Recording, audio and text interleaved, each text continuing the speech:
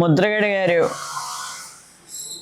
మరణించినటువంటి సందర్భంగా ఆయన గురించి ఒక సంస్మరణ సభని ఏర్పాటు చేయాలనేటటువంటి ఆలోచనతో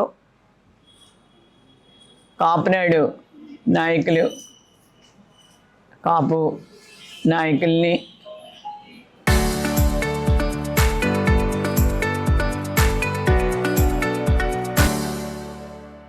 అదేవిధంగా ముద్రగడ గారి అభిమానుల్ని కూడా పిలవటం జరుగుతుంది. ఈ సంస్మరణ సభ 20వ తారీఖు మధ్యాహ్నం 2 గంటలకు మంజిరాలో ఏర్పాటు చేయటం జరిగిందని చెప్పేసి తెలియజేస్తున్నాం.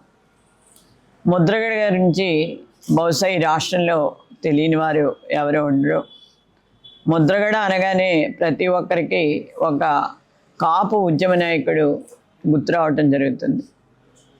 దానికంటే ముందు ముద్రగడ గారి నుంచి మాట్లాడుకోవాలి అంటే నీతి తన మతంగాను నిజాయితీ తన కులంగాను మలుచుకుని ముందుకు నడిచినటువంటి మహనీయమైనటువంటి వ్యక్తి ముద్రగడ గారని చెప్పుకోక తప్పదు. ఇవాళ ఉన్నటువంటి అన్యాయాలు కానీ అరాచకాలు కానీ రాజకీయాల్లో ఉన్నటువంటి పరిస్థితులకి పూర్తిగా ముద్రగడ గారు దూరం అనేటటువంటిది వాస్తవమైనటువంటి విషయం అని చెప్పేసి కూడా చెప్పుకోవాల్సినటువంటి అవసరం ఉంది.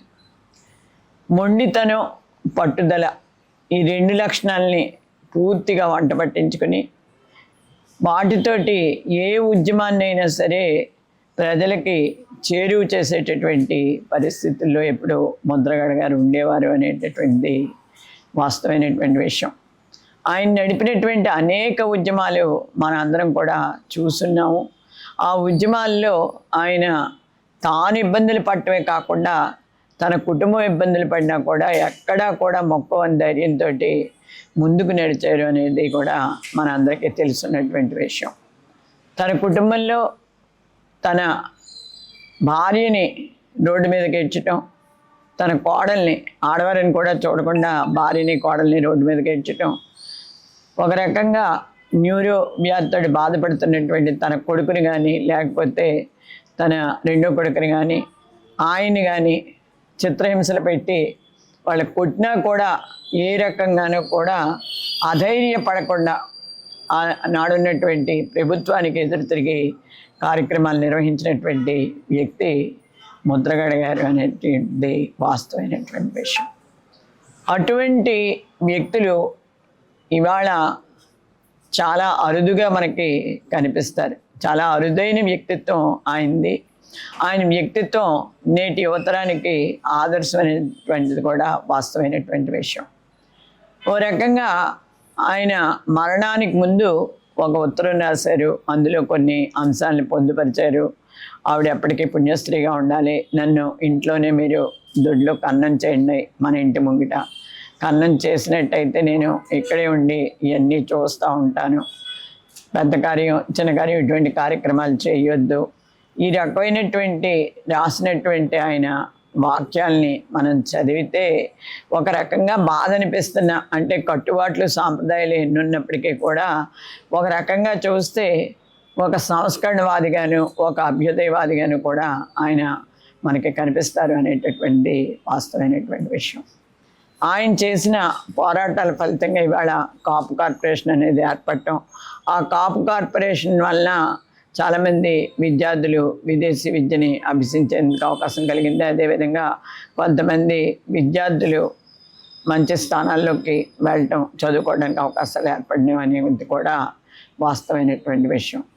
ఆయన కృషిని మాత్రం కాపు ఉద్యమంలో ఆయన చేసినటువంటి కార్యక్రమాలు మాత్రం ఎప్పటికీ ఎవ్వరం కూడా మరువలేనటువంటి పరిస్థితి.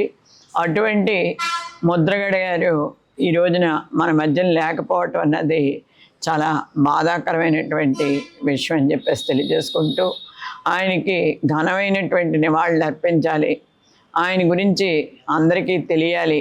అంటే ఇప్పుడు తెలుసున్నది చాలామందికి తెలుసు, రాష్ట్రంలో తెలియని వారు ఎవరు ఉండరు. కానీ ఒకసారి ఆయన్ని మన్నం చేసుకోవటం ద్వారా ఇవాళ చిన్నపిల్లలు ఎవరున్నా వాళ్ళకు కూడా తెలియాలి. మనం చేసేటటువంటి సంస్మరణ సభ ద్వారా ప్రతి ఒక్కరూ కూడా ఆయన్ని ఒకసారి స్మరించుకోవాలి అనేటటువంటి ఆలోచనతోటి ఈ కార్యక్రమాన్ని ఏర్పాటు చేయడం జరుగుతుంది.